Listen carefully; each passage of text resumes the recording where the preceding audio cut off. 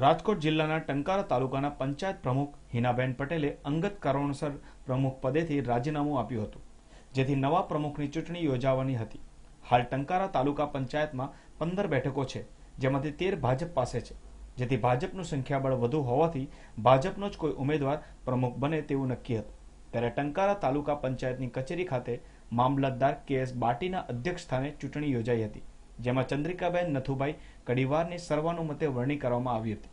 પંચાયતના પ્રમુખ તરીકેથી હિનાબેન વિજયભાઈ જીવાણીએ રાજીનામું આપતા એમની જગ્યાએ તાલુકા પંચાયત પ્રમુખની વરણી કરવાની હતી। ટંકારા તાલુકા પંચાયતના 15 સભ્યોએ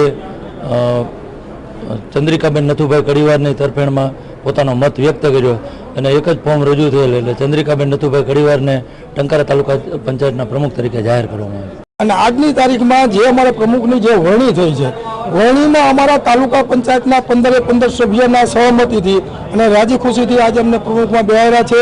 અને આ ટંકારા તાલુકાની અંદર કોઈ પણ વિકાસના કામ કરવા માટે અમે કાયમીના માટે હંમેશા બંધાયેલા છે। અમની અંદર ચંદ્રિકાબેનની નવા પ્રમુખ તરીકે વરણી થતા તમામ લોકો ખુશ થયા હતા અને ચંદ્રિકાબેનનું મોઢું મીઠું કરાવીને તેઓએ શુભકામનાઓ પાઠવી હતી। Bureau report, news online, Morbi.